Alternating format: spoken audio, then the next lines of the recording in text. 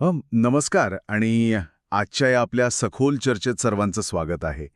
अ, आज आपण एका अशा विषयावर चर्चा करणार आहोत जो जो म्हणजे नेहमीच्या त्या गोड आणि प्रेरणादायी व्यावसायिक यशोगाथा असतात ना, त्यापेक्षा पूर्णपणे वेगळा आहे. हो, अगदी बरोबर. कारण आज आपण बेन होरोवेट्स यांच्या the hard thing about hard things या पुस्तकावर आधारित माहिती स्रोताचे विश्लेषण करणार आहोत. होय.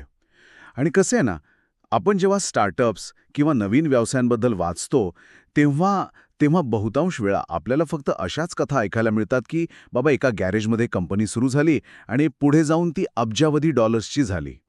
खरंय. पण या स्रोतामध्ये कुठलाही खोटा आशावाद दिलेला नाहीये. यातला प्रत्येक मुद्दा हेच सांगतो की यश मिळवण्यामागचं खरं चित्र अतिशय अतिशय खडतर असतं. म्हणजे रोज कठीण निर्णय घेणे किंवा अपयश पचवणे यावर यात खूप भर दिलाय. हे यातून स्पष्ट होतं. आणि सगळ्यात महत्त्वाचं म्हणजे जेव्हा चहूबाजूंनी कंपनीवर संकट कोसळत असतात तेव्हा डगमगून न जाता शांत राहणे हेच खरं वास्तव आहे. हा स्रोत आपल्याला उद्योजकतेची अशी बाजू दाखवतो ज्यावर सहसा कुणीच उघडपणे बोलत नाही. आणि म्हणूनच मला हा स्रोत इतका महत्वाचा वाटतो. तर मग सर्वात आधी आपण या हार्ड थिंग्स म्हणजे म्हणजे नक्की या कठीण गोष्टी काय असतात इथूनच सुरुवात करूया. हो, नक्कीच. कारण या स्रोतामध्ये काही अतिशय अंगावर काटा आणणारी उदाहरणं दिली आहेत. हं. जसं की एखाद्या कंपनीच्या बँकेत फक्त काही आठवडे पुरेल इतकाच पैसा उरला असेल आणि गुंतवणूकदार पाठ फिरवत असतील तर तेव्हा काय करायचंय? बापरे, ही परिस्थिती खरंच खूप भयानक असते. हो ना. किंवा ज्या जवळच्या मित्राने सुरुवातीपासून रात्रंदिवस एक करून कंपनी उभारण्यात तुम्हाला साथ दिली, त्यालाच अचानक नोकरीवरून काढून टाकण्याची वेळ आली तर कसा निर्णय घ्यायचा? इथेच तर खरी अडचण येते. कारण ही अशी परिस्थिती असते जिथे तुमचं पुस्तकी ज्ञान पूर्णपणे कुचकामी ठरतं. म्हणजे नेहमीची मॅनेजमेंटची पुस्तकं इथे कामी येत नाहीत असं तुम्हाला वाटते? अगदी बरोबर. या प्रश्नांची उत्तरे कोणत्याही नेहमीच्या व्यवस्थापन किंवा मॅनेजमेंटच्या पुस्तकात सापडत नाहीत. कारण या कठीण परिस्थितींसाठी कोणताही ठरलेला फॉर्म्युला नसतोच मुळी. बरं. बेन होरोविट्झ यांनी त्यांच्या पुस्तकात या परिस्थितीला द स्ट्रगल म्हणजेच संघर्ष असं म्हटलंय. पण मग हा स्ट्रगल किंवा संघर्ष नक्की कसा असतो? म्हणजे हे फक्त पैशांची चणचण असण्यापुरत्या मर्यादित असते की त्याहूनही काही गंभीर? त्याहूनही खूप जास्त गंभीर असतं हे. संघर्ष म्हणजे अशी वेळ जेव्हा त्या नेत्याला वाटतं की आता सगळंच संपलं आहे. रात्री झोप येत नाही, अचानक घाम फुटतो. बापरे. हो, कारण आपण घेतलेला एक चुकीचा निर्णय शेकडो लोकांच्या नोकऱ्या हिरावून घेऊ शकतो ही जाणीव सतत सतावत असते. उदाहरणार्थ होरोविट्झ यांनी त्यांच्या लाऊड क्लाउड या कंपनीचं उदाहरण दिलंय. जेव्हा .com बबल फुटला तेव्हा अचानक त्यांचे सर्व ग्राहक एकामागोमाग एक बुडू लागले. त्यांच्याकडे कर्मचाऱ्यांचे पगार द्यायलाही पैसे नव्हते. अशा वेळी कोणत्याही बिझनेस स्कूलमध्ये शिकवलेले नियम लागू पडत नाहीत. पण मग अशा वेळी मार्ग कसा निघतो? जर नियमच नसतील तर एखाद्या नेत्याने निर्णय कशाच्या आधारावर घ्यायचे? मी विचार करत होतो की अशा वेळी कोणती गोष्ट त्यांना तारून नेते? तिथेच तर खऱ्या नेतृत्वाची कसोटी असते. जेव्हा परिस्थिती पूर्णपणे हाताबाहेर जाते तेव्हा फक्त आणि फक्त नेत्याचे स्वतःचे धैर्य आणि त्याची प्रामाणिकता कामी येते. कोणताही तय्यार उपाय नसताना स्वतःच्या विवेकावर अवलंबून राहून कठीण आणि कधीकधी अतिशय अप्रिय मार्ग निवडावा लागतो. यालाच त्यांनी हार्ड थिंग्स म्हटलंय. हे ऐकतानाच अंगावर दडपण येते. यावरूनच मला स्रोतातला पुढचा एक अतिशय संवेदनशील मुद्दा आठवतो, तो म्हणजे सीईओ या पदावरील व्यक्तीचे एकाकीपण. हो, हा खूपच महत्वाचा भाग आहे. आपण नेहमी पाहतो की सीईओ हा संपूर्ण कंपनीसाठी एक भक्कम आधारस्तंभ मानला जातो. हजारो कर्मचारी त्यांच्याकडे आशेने पाहत असतात. पण या विश्लेषणातून एक वेगळंच वास्तव समोर येते की खुद सीईओला आधार देण्यासाठी तिथे कोणीही नसते. हे एकाकीपण समजून घेणं अत्यंत गरजेचे आहे. कारण एका बाजूला गुंतवणूकदारांचा दबाव असतो, दुसऱ्या बाजूला ग्राहकांच्या अपेक्षा आणि तिसऱ्या बाजूला कर्मचाऱ्यांच्या नोकऱ्या सुरक्षित ठेवण्याची मोठी जबाबदारी असते. म्हणजे सगळ्याच बाजूने कोंडी होते. अगदी तसंच. आणि या सगळ्याच्या ओझ्याखाली एक नेता पूर्णपणे एकटा पडतो. पण या स्रोतात सांगितल्याप्रमाणे एक चांगला नेता तो नसतो ज्याला कधीच भीती वाटत नाही. बरं. भीती वाटणं स्वाभाविक आहे. एका उत्तम सीईओने सर्वात आधी स्वतःच्या मनातील ती भीती मान्य केली पाहिजे. पण जर नेत्याने स्वतःची भीती मान्य केली तर कर्मचाऱ्यांमध्ये घबराट पसरणार नाही का? कारण नेहमी असे म्हटले जाते की नेत्याने नेहमी आत्मविश्वासपूर्ण दिसले पाहिजे, जेणेकरून टीमचं मनोधैर्य टिकून राहील. हा एक खूप मोठा गैरसमज आहे जो या स्रोताने अतिशय छान प्रकारे दूर केला आहे. हॉरोविट्झ म्हणतात की नेतृत्व म्हणजे लोकांना खुश ठेवण्यासाठी किंवा घबराट टाळण्यासाठी खोटी आश्वासने देणे नव्हे. अच्छा. परिस्थिती कितीही वाईट असली तरी ते कठीण सत्य स्वीकारले पाहिजे आणि ते कर्मचाऱ्यांसमोर स्पष्टपणे मांडले पाहिजे. म्हणजे सगळे काही ठीक होईल असे खोटे सांगण्यापेक्षा परिस्थिती कठीण आहे, पण आपण यातून मार्ग काढू असे सांगणे जास्त योग्य आहे. नक्कीच. कारण जेव्हा एखादा नेता सत्य लपवतो तेव्हा कंपनीतील लोकांना आधीच आतल्यात कुणकुण लागलेली असते की काहीतरी गडबड आहे. आणि जेव्हा सत्य शेवटी बाहेर येते तेव्हा लोकांचा नेत्यावरचा विश्वास पूर्णपणे उडतो. खरंय. आणि विश्वास एकदा उडाला की सावरणे कठीण असते. हो, पण जेव्हा परिस्थितीचे कठीण आणि कटू सत्य समोर मांडूनही एखादा नेता मार्ग काढण्याची तयारी दाखवतो तेव्हा लोक अधिक ताकदीने त्याच्यासोबत उभे राहतात. स्वतःचा आणि कंपनीचा आत्मविश्वास खऱ्या परिस्थितीच्या आधारावर टिकवून ठेवणे हेच खऱ्या नेतृत्वाचे लक्षण आहे. हा मुद्दा मला खूपच पटला. आता इथून पुढे या स्रोतातील आणखी एका रंजक विरोधाभासाकडे आपण वळूया. संघबांधणी किंवा टीम बिल्डिंगबद्दल बोलताना यात मित्र विरुद्ध योग्य लोक अशी एक संकल्पना मांडली आहे. हो, फ्रेंड्स वर्सेस राईट पीपल. हो, तेच. सुरुवातीला जेव्हा एखादी कंपनी छोटी असते तेव्हा मित्रांसोबत काम करणं खूप सोपं असते. एक विश्वासाचं नाते असते. पण कंपनी मोठी झाल्यावर हाच मित्र कंपनीसाठी डोकेदुखी कसा ठरू शकतो? कसं आहे ना, कंपनीच्या वेगवेगळ्या टप्प्यांवर वेगवेगळ्या कौशल्यांची गरज असते. समजा सुरुवातीच्या काळात तुमच्या एखाद्या मित्राने 10 जणांची टीम अतिशय उत्तम प्रकारे सांभाळली. हां, पण जेव्हा कंपनी वेगाने वाढते आणि ती टीम अचानक 1000 जणांची होते तेव्हा त्या मित्राकडे तेवढ्या मोठ्या टीमला दिशा देण्याचा अनुभव नसतो. तिथे केवळ मैत्री आणि निष्ठा असून चालत नाही, तर त्या पातळीवरचा दांडगा अनुभव असलेल्या योग्य लोकांची नितांत आवश्यकता असते. हे प्रत्यक्षात करणं किती अवघड असेल याचा मी विचार करत होतो. ज्या मित्राने तुमच्यावर विश्वास ठेवून स्वतःची चांगली नोकरी सोडली, तुमच्या सुरुवातीच्या संघर्षात साथ दिली, त्यालाच अचानक बाजूला करून दुसऱ्या अनुभवी व्यक्तीला आणायचे, यामुळे तर नाती कायमची खराब होऊ शकतात. एखादा नेता हे कसं काय करू शकतो? हे भावनिकदृष्ट्या अतिशय वेदनादायी असते, यात शंकाच नाही. पण कंपनीच्या अस्तित्वासाठी ते अपरिहार्य असते. या स्रोतामध्ये हे स्पष्ट केले आहे की एका सीईओची सर्वांत पहिली निष्ठा ही संपूर्ण कंपनी आणि तिथे काम करणाऱ्या सर्व कर्मचाऱ्यांप्रती असली पाहिजे, केवळ एका व्यक्तीप्रती नाही. म्हणजे मोठ्या हितासाठी कठोर निर्णय घ्यावाच लागतो. अगदी बरोबर. जर त्या एका मित्राला वाचवण्याच्या नादात संपूर्ण कंपनी बुडाली तर ते अधिक विनाशकारी ठरेल. नोकरीवरून काढताना त्या व्यक्तीच्या भूतकाळातील योगदानाचा आदर नक्कीच केला पाहिजे, पण निर्णय घेताना कंपनीच्या भविष्याचाच विचार करावा लागतो. ह्याच संदर्भात स्रोतातील एका अतिशय महत्त्वाच्या वाक्याचा मला इथे उल्लेख करावासा वाटतो. सर्वांत आधी लोक, नंतर उत्पादन आणि शेवटी नफा. Take care of the people, the products and the profits, in that order. अगदी तेच. हे ऐकायला खूप छान वाटते, पण प्रत्यक्ष व्यवसायात याचा अर्थ काय होतो? अनेक कंपन्या तर सर्वांत आधी नफ्याला प्राधान्य देतात ना? आणि तिथेच त्यांची खूप मोठी चूक होते.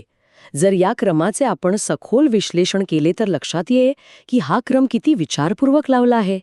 जर एखाद्या कंपनीने त्यांच्या लोकांची म्हणजेच राईट पीपलची योग्य निवड केली, त्यांना चांगलं वातावरण दिलं आणि त्यांची काळजी घेतली, तर हेच समाधानी आणि बुद्धिमान लोक एक उत्तम उत्पादन किंवा प्रॉडक्ट तयार करतील. बरोबर. आणि जर उत्पादन बाजारात सर्वोत्तम असेल तर ग्राहक ते विकत घेतील आणि नफा आपोआपच मिळेल. अगदी तसंच. पण जर एखाद्याने आधी नफ्याचा विचार केला तर तो उत्पादनाचा दर्जा कमी करेल किंवा कर्मचाऱ्यांच्या सुविधांमध्ये कपात करेल. याचा परिणाम असा होईल की उत्तम लोक कंपनी सोडून जातील, उत्पादनाचा दर्जा घसरेल आणि शेवटी नफाही संपेल. क्या बात है. खूपच सोप्या भाषेत तुम्ही हे समजावून सांगितलं. म्हणूनच योग्य लोकांची निवड आणि कंपनीची संस्कृती यावर या स्रोतात इतका भर दिला आहे. हो, आणि संस्कृतीवरून मला एक मुद्दा आठवला. कंपनी कल्चरबद्दल स्रोतात एक खूपच वेगळा दृष्टिकोन दिलाय. हो, मीही ते वाचलं होतं. सहसा कंपनीची संस्कृती म्हणजे ऑफिसमध्ये असलेलं पिंगपॉंग टेबल किंवा मोफत जेवण असं म्हणलं जातं. किंवा भिंतीवर लिहिलेले मोठे आणि सुंदर शब्द. हो, ते तर खूपच कॉमन आहे. पण इथे संस्कृतीची व्याख्या पूर्णपणे वेगळी केली आहे ना? होय, कारण भिंतीवर लिहिलेले शब्द ही संस्कृती कधीच नसते. संकटाच्या वेळी कंपनीचे लोक कसे वागतात, जेव्हा सीईओ आजूबाजूला नसतो तेव्हा त्यांचे प्रत्यक्ष वर्तन कसे असते, यावरून ती संस्कृती ठरते. म्हणजे वागणुकीतून संस्कृती दिसते. अगदी बरोबर. जर एखाद्या कंपनीत चुका लपवण्याची सवय असेल तर ती त्यांची संस्कृती बनते. जर तिथे उघडपणे चर्चा करण्याची मोकळीक असेल तर ती एक निकोप संस्कृती असते. खूपच प्रभावी मुद्दा आहे हा. आता आपण या स्रोतातील सर्वात कठोर वास्तवाकडे वळूया. कठोर निर्णय घेण्याची कला आणि निर्णय प्रक्रियेत विलंब टाळणे. आपण मगाशी हार्ड थिंग्सबद्दल बोललो, पण प्रत्यक्ष ते कठोर निर्णय घेणे एखाद्या नेत्यासाठी किती त्रासदायक असू शकते याची अनेक उदाहरणे यात आहेत. जसे की कर्मचाऱ्यांना मोठ्या प्रमाणावर कामावरून कमी करणे, म्हणजेच लेऑफ्स. लेऑफ्स करणे हा कोणत्याही नेत्यासाठी सर्वांत वाईट अनुभव असतो.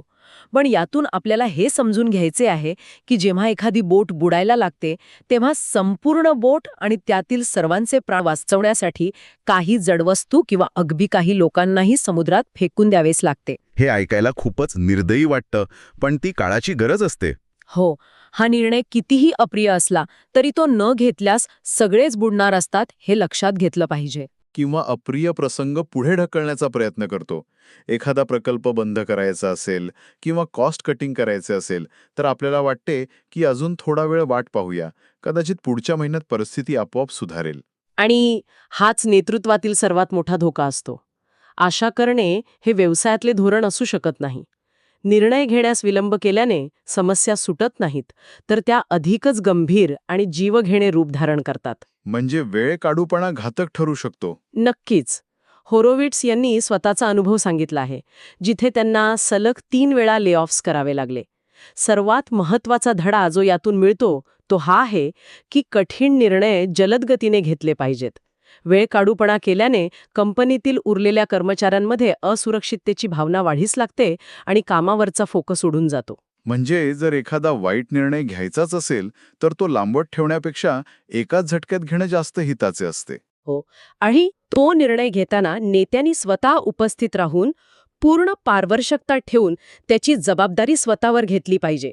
माझ्याकडून चूक झाली, त्यामुळे आज आपल्याला हा निर्णय घ्यावा लागत आहे असे म्हणण्याचे धैर्य नेत्यामध्ये असायला हवे. आणि हेच धैर्यच एका नेत्याला इतरांपेक्षा वेगळं ठरवते. आता याच निर्णय प्रक्रियेवरून आपण पुढच्या आणि कदाचित या स्रोतातील सर्वात लक्षवेधी मुद्द्याकडे येऊया. स्रोतामध्ये 2 पूर्णपणे भिन्न प्रकारच्या सीईओ बद्दल अतिशय कुतूहल निर्माण करणारी माहिती दिली आहे. शांततेच्या काळातील सीईओ आणि युद्ध काळातील सीईओ, राईट? अगदी बरोबर. पीक टाइम सीईओ आणि वॉर टाइम सीईओ हे ऐकायला एखाद्या लष्करी रणनीतीसारखंच वाटतं मला. हा, या संपूर्ण विश्लेषणातील सर्वात उत्कृष्ट आणि तुलनात्मक भाग आहे. व्यवसाय हा कायम एकाच रेषेत चालत नाही. त्याचे वेगवेगळे टप्पे असतात. शांततेचा काळ किंवा पीक टाइम म्हणजे असा काळ जेव्हा कंपनीमध्ये सर्व काही सुरळीत सुरू असते. म्हणजे नफा मिळत असतो आणि बाजारपेठेत दबदबा असतो. हो, कोणताही मोठा धोका नसतो. म्हणजे जसे 2004 सालचे गुगल, जेव्हा एरिक श्मिट तिथे सीईओ होते आणि कंपनी प्रचंड वेगाने आणि कोणत्याही अडथळ्याविना वाढत होती. अगदी योग्य उदाहरण दिलं तुम्ही. अशा शांततेच्या काळात नेत्याचे संपूर्ण लक्ष कंपनीची स्थिरता टिकवणे, योग्य नियोजन करणे, प्रक्रियांवर भर देणे आणि कंपनीची संस्कृती रुजवण्यावर असते. शांततेच्या काळातील नेता कर्मचाऱ्यांना नियमांचे पालन करायला शिकवतो. तिथे सौम्यपणा आणि सहमतीने निर्णय घेण्याला प्राधान्य दिले जाते. पण मग युद्धकाळातील सीईओ म्हणजे नक्की काय? हा युद्धकाळ कधी सुरू होतो व्यवसायात? युद्धकाळ म्हणजे असा काळ जेव्हा कंपनी अस्तित्वाच्या संकटात असते. कदाचित कंपनीचा पैसा संपत आलेला असतो, नवीन तंत्रज्ञानामुळे त्यांचा संपूर्ण व्यवसाय धोक्यात आलेला असतो, किंवा एखादा मोठा प्रतिस्पर्धी कंपनीला मुळासकट संपवण्याचा प्रयत्न करत असतो. म्हणजे मरो या मारो अशी परिस्थिती असते. अगदी तसंच. आणि अशा वेळी शांततेच्या काळातील नियम आणि प्रक्रिया अजिबात चालत नाहीत. यासाठी आपण 1997 सालच्या ॲपलचं उदाहरण घेऊ शकतो का? जेव्हा स्टीव्ह जॉब्स कंपनीत परतले तेव्हा ॲपल जवळजवळ दिवाळखोरीच्या उंबरठ्यावर होती. हे अगदी अचूक उदाहरण आहे. तो ॲपलसाठी युद्धकाळ होता.